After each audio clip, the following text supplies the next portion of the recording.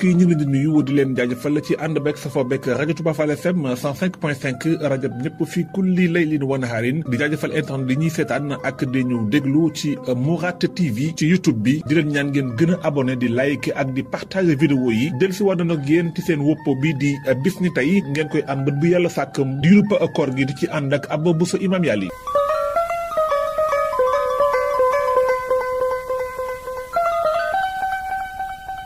fukki fan ak ñaar ci weeru koor bis ni tey ci la suñu borom subhaanahu wa taala wàcce woon téere bi nga xam ne moom mooy Zabour moo wàcce woon ko ci yontu yàlla Daawud alayhi salaam loolu mi ngi nekk ginnaaw bi mu wàccee Tawraat ci ñeenti téeméeri at ak juróom ñett fukk ak ñaar jël nañ ci Ibnu Kathir mu ne suñu borom subhaanahu wa taala mi ngi wàcce téere boobu di Zabour ci yontu yàlla Daawud alayhi salaam ak waa banu Israil moom Daawud nag suñu borom mi ngi ko daal di yaxaloon foofu ca banu Israil xamaloon ko lépp lu jëm ci wàllu mbéñ ak li ci aju jël nañ ci Ibnu Abbas mu ne yonent yàlla Daawuda alayhi salaam daana jàng téere bi di Zabuur lu toll ci juróom ñaar fukki façon njàngin yàlla mayen ko baat mu nekk baat bu neex boo xam ne bu daan jàng kenn du bëgg mu bàyyi moom yonent yàlla Daawuda alayhi salaam ci biir téere bi sax suñu borom mi ngi ko cay wax naan ko ya Daawuda innahu sa yati min ba'dika man ismuhu Ahmad wa Muhammad sadiqan sayyidan la aghdabu alayhi wala yaghdabni abadan wa qad ghafartu lahu qabla an ya'sini ma taqaddam min dhanbi wa ma ta'akhkhar ci téere bi borom subhanahu wa ta'ala mi ngi wax Daawuda naan ko dina ñëw sa ginnaaw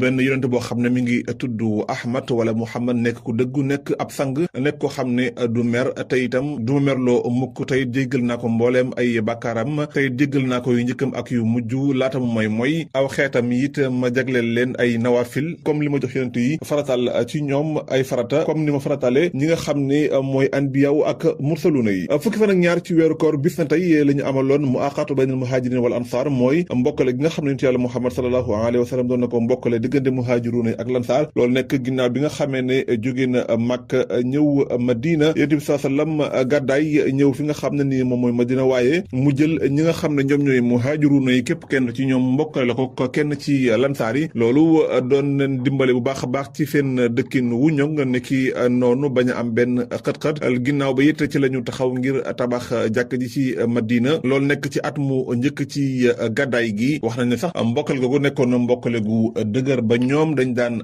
donnante keroog wax nañ ne yonent bi sallallahu alayhi wa sallam mbokkale na Abu Bakr Siddiq ak Xaarij ibnu Zayd ibnu Abi Zuhayr niki noonu Omar ibnu Xataab ak Uwaymir ibnu Saa'id Usmaan ibnu Affaan ak Aws ibnu Saabit Ali ibnu Abi Taalib ak Sahal ibnu Xaniif niki noonu Zayd ibnu Xaaris ak Usayd ibnu Jaafar Marsad al-Ghanawi niki ak Ibaadatu ibnu Saamit niki noonu Zubayr ibnu al-Awwaam ak Kaab ibnu Malik Talxatu ak Ubay ibnu Kaab ba na mu eggee bis tey fukki fan ak ñaar ci weeru koor ci la ñu rey ki nga xam ne mooy di nafs zaki Muhammad ibnu Abdullah ibnu Hasan loolu bokkoon ci xew-xew yi nga xam ne xew na bis tey fukki fan ak ñaar ci weeru koor moomu bokk ci ahlul bayti rasul wax nañ ne ku nuru woon yonent bi la sallallahu alayhi wa sallam mu am ay jagle niki noonu ay may moom turam di Muhammad ibnu Abdullah ibnu Hasan mi nga xam ne ñu ngi koy dàkkantele di nafs zaki bokkoon na ci ñi nga xam ne doon nañu xëcc jëm ci nguur gi laata ñuy fal Abul Abbas as-Sifahi ci xilaafat ci dawla al abbasiya ginnaaw boo xam ne wane na boppam nit ñi bëgg ko jaayanteeg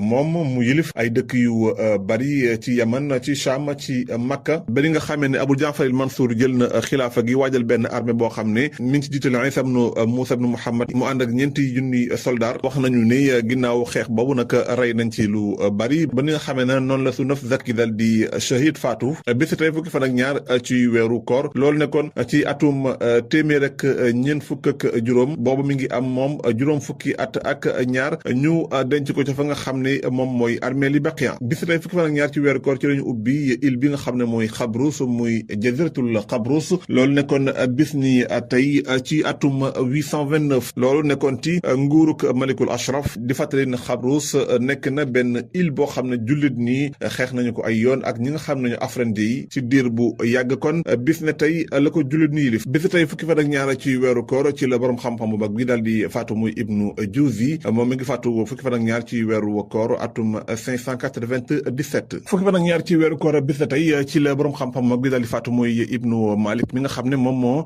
taalif